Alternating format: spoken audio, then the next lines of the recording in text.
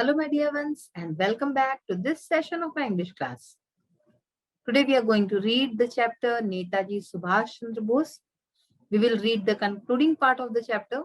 और इसके साथ ही हम जो है इसके एक्सरसाइज पार्ट पे भी ध्यान देंगे आज.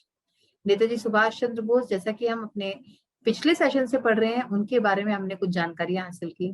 उनके बचपन के बारे में, उनका जन्म कहाँ हुआ, उनके माता पिता और इस तरह की उनकी पढ़ाई लिखाई वगैरह की बातें. तो आइए आगे का जो पार्ट है वो भी पढ़ते हैं और इसके साथ ही आगे की एक्सरसाइज पार्ट भी देखते हैं.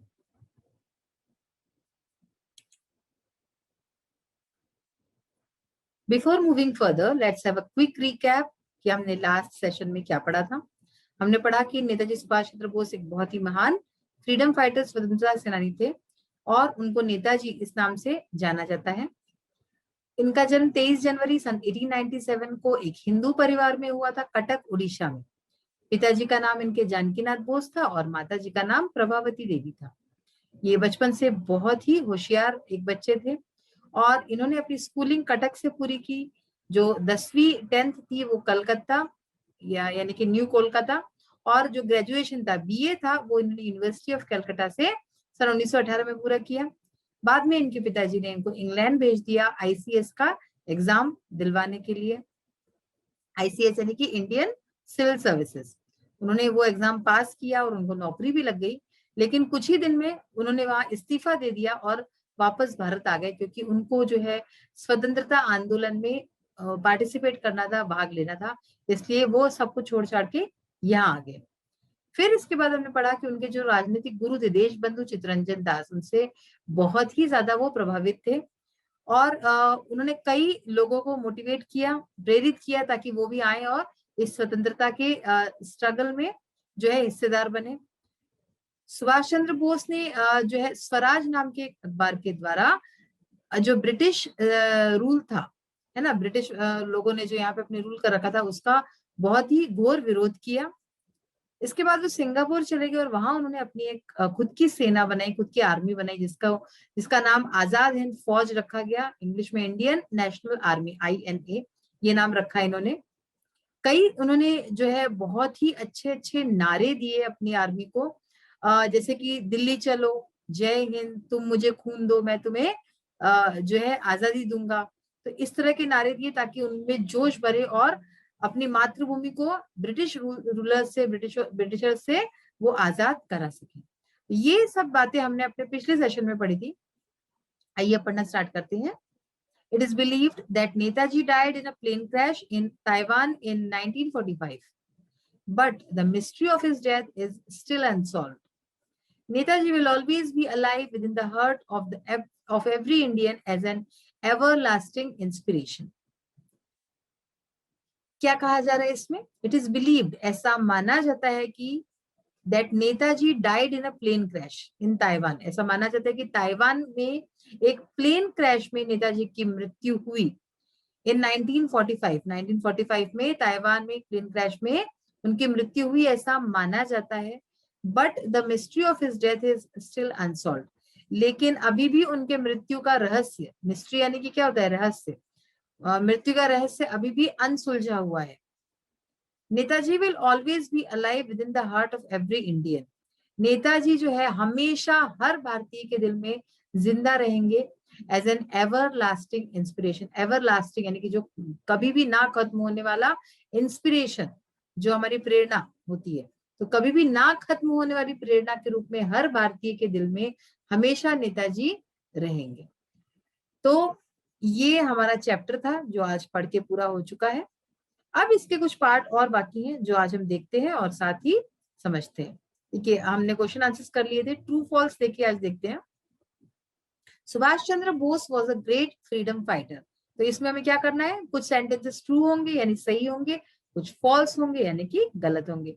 तो हमें ट्रू की जगह टी लिखना है और एफ यानी कि फॉल्स, गलत. Subhash Chandra Bose was a great freedom fighter. Subhash Chandra Bose एक बहुत ही महान स्वतंत्रता सेनानी थे. तो ये ट्रू है, सही है sentence. He completed schooling in Japan. तो ये बिल्कुल भी गलत है, उन्होंने जापान में स्कूलिंग नहीं की थी, तो इसलिए ये फॉल्स स्टेटमेंट है. सी है, he did not resign from the Indian civil services. तो यहाँ कह रहे हैं कि उन्होंने इस इंडियन सिविल सर्विसेज से रिजाइन यानी कि इस्तीफा नहीं दिया, दिस इज ऑल्सो रॉन्ग, ये भी फॉल्स है। He did not want to participate in the freedom movement, तो यहाँ कह रहे हैं कि वे जो है स्वतंत्रता का जो आंदोलन था उसमें भाग लेना नहीं चाहते थे, ये स्टेटमेंट भी रॉन्ग है, तो यहाँ पे एफ यानी फॉल्स लिखेंगे। और लास्ट स्टेटमेंट है he formed the Indian National Congress, तो ये स्टेटमेंट भी फॉल्स है, इंडियन नेशनल आर्मी उन्होंने बनाई थी, कांग्रेस नहीं था, तो this is also a false statement. तो इस तरह से ये हमने ट्रू फॉल्स देखिए। अब देखिए वर्ड पावर में fill in the blanks with the words given in the box, यहाँ पे कुछ वर्ड्स हैं उनके मीनिंग समझते हैं पहले। मिस्ट्री यानी कि रहस्य, पार्टिसिपेट भाग लेना, इन्फ्लुएंस्ड यानी कि किसी से बहुत ज्यादा प्रेरित होना, फ्रीडम यानी स्वतंत्रता, और ब्रिलियंट यानी होनहार, बहुत ही होशियार जो होता है। अब देखिए सेंटेंसेस और इसको समझ के फिर हम इसमें भरेंगे। Neha is a dash student, यानी कि नेहा इज अ कैसी स्टूडेंट होगी छात्र, नेहा एक ब्रिलियंट स्टूडेंट है, Neha is a brilliant student, Neha एक होशियार छात्रा है। The dash of the ghost was solve by the teacher, यानी कि the mystery of the ghost, भूत का रहस्य जो है वो टीचर के द्वारा सॉल्व किया गया, सुलझाया गया। Rajni will dash in a quiz competition at the national level, यानी कि रजनी हिस्सा लेगी, भाग लेगी एक क्विज कंपटीशन में नेशनल लेवल के, राष्ट्रीय स्तर के, तो यहाँ पे हिस्सा लेना, भाग लेना यानी participate, so Rajni will participate in a quiz competition at the national level.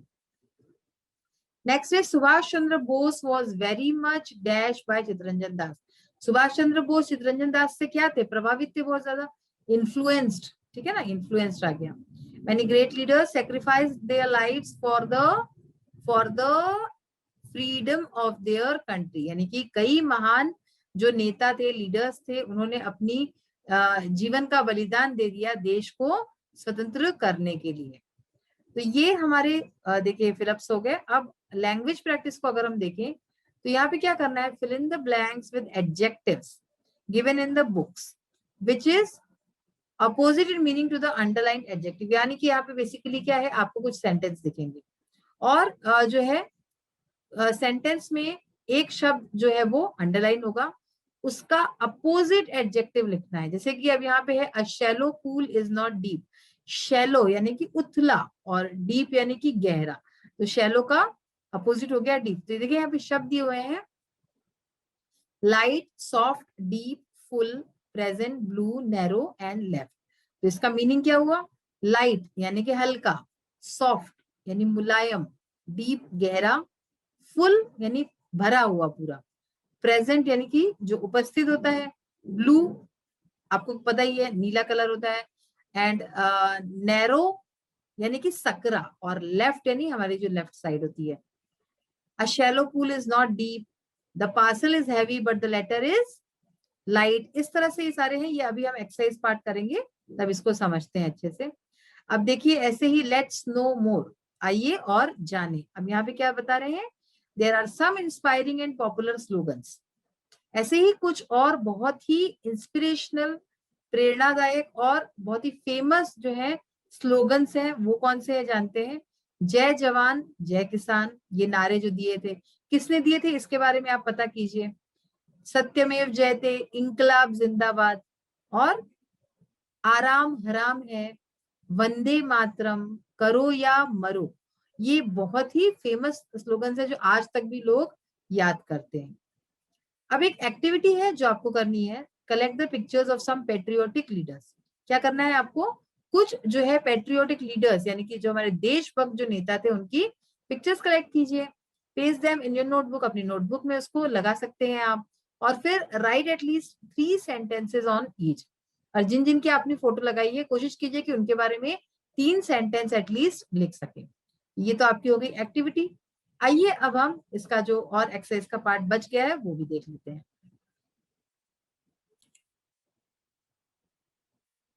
तो बच्चों मैंने आपको ओनली ट्रू फॉल्स बता ही दिया था, एक बार फिर से देख लेते हैं। Subhash Chandra Bose was a great freedom fighter, true, वो सही है कि सुभाष चंद्र बोस एक महान जो है स्वतंत्रता सेनानी थे। He completed his schooling in Japan. This is false. He did not resign from the Indian civil services. This is also false. सारे मीनिंग मैं आपको पहले ही समझा चुकी हूँ, इसलिए यहाँ पे अब मैं समझाने का काम आपको नहीं कर रही. He did not want to participate in the freedom movement. This is also false. ये भी गलत है. He formed the Indian National Congress. ये सेंटेंस भी गलत है, false है. तो इस तरह से हमने ट्रू फॉल्स देख लिए. अब वर्ड पावर भी मैं आपको समझा ही चुकी हूँ.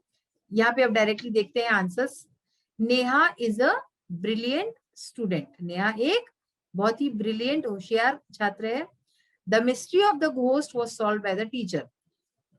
मिस्ट्री यानी कि रहस्य, भूत का रहस्य जो है टीचर द्वारा सुलझाया गया. Rajni will participate in a quiz competition at the national level. Rajni जो है भाग लेगी एक क्विज कॉम्पिटिशन में जो कि राष्ट्रीय स्तर का होगा. Subhash Chandra Bose was very much influenced by Chittaranjan Das. Subhash Chandra Bose Chittaranjan Das ji से बहुत ही ज्यादा प्रेरित थे. Many great leaders sacrificed their lives for the freedom of their country. बहुत से महान जो है नेता थे, लीडर्स थे हमारे, जिन्होंने अपने जीवन का बलिदान कर दिया for the freedom of their country. देश की स्वतंत्रता के लिए अपने जीवन का बलिदान कर दिया. तो अब ये हो गया. अब लैंग्वेज प्रैक्टिस देखते हैं. अब इसमें यहाँ पे मैं आपको अच्छे से समझा दूंगी क्या करना है. फिर से मैं एक बार आपको याद दिलाती हूँ कि एक जो है वर्ड आपका अंडरलाइंड है, वो एक एडजेक्टिव है और उसी का अपोजिट एडजेक्टिव आपको लिखना है. अपोजिट यानी आपको पता ही है विलोम जो होते हैं शब्द. तो देखिए, अ shallow pool is not deep. ये हम पढ़ चुके थे, यानी कि एक उथला हुआ जो पूल होता है, पूल यानी कि जहाँ पे जो है नहाते हैं वगैरह, वो जो है वो डीप नहीं होता, वो गहरा नहीं होता. तो शैलो एंड डीप ये अपोजिट्स हो गए. The parcel is heavy but the letter is light. यानी कि पार्सल जो है वो हैवी है, भारी है, जबकि लेकिन जो लेटर है, लेकिन जो चिट्ठी है वो हल्की है, लाइट है. सो हैवी, लाइट, ये हो गया. रॉक इज हार्ड यानी कि रॉक जो बड़े बड़े जो पत्थर होते हैं ना, वो रॉक जो होते हैं, चट्टान जिसको बोलते हैं हम, चट्टान जो है वो हार्ड होती है, बहुत सख्त होती है. लेकिन बट वूल इज सॉफ्ट. लेकिन जो वूल यानी कि जो हमारा ऊन होता है, जिसका स्वेटर पहनते हैं आप, वूल इज सॉफ्ट, वो मुलायम होती है. तो hard, soft. I wear my watch on the right wrist, not on the left. यहाँ क्या कह रहे हैं कि मैं अपनी घड़ी जो है वो अपने राइट रिस्ट पे पहनता हूं, ना कि लेफ्ट. राइट यानी सीधा और लेफ्ट यानी कि उल्टा या बायां, है ना, दायां और बायां. The seizure is sharp but the knife is blunt. यानी कि द सीजर जो कैंची है वो शार्प है यानी कि तेज है, लेकिन जो नाइफ है यानी कि चाकू है वो ब्लंट यानी कि जिसमें धार ना हो ज्यादा, वो ब्लंट होता है. Ashok glass is empty. Ashok का जो ग्लास है वो एम्प्टी है यानी कि खाली है. But Mary's glass is full. लेकिन मैरी का ग्लास भरा हुआ है, फुल है. Empty, full. Sona is absent today but Rajat is present. Sona आज एब्सेंट है यानी कि अनुपस्थित है, लेकिन रजत जो है वो प्रेजेंट है यानी वो उपस्थित है. Absent and present. And last, the roads in Haryana are broad, not narrow. Haryana की जो सड़कें हैं वो ब्रॉड है यानी कि चौड़ी है, नॉट नैरो, सकरी नहीं है. ब्रॉड चौड़ा, नैरो यानी सकरा. तो बच्चों आज हमने क्या सीखा? हमने आज कई सारी नई नई चीजें सीखी. लैंग्वेज प्रैक्टिस में हमने एडजेक्टिव्स जो होते हैं उसके अपोजिट्स देखे, जो कि आपके बुक के चैप्टर से ही लिए हुए थे, और उसका मीनिंग समझा हमने बहुत अच्छी तरीके से. तो कई सारी बातें सीखी है जो आपको होपफुली अच्छे तरीके से समझ में आ गई होंगी. ये सेशन हमारा अब यही फिनिश होता है. We will soon meet in the next session. Till then, bye, have a nice day. Thank you. Take care of yourself and your society.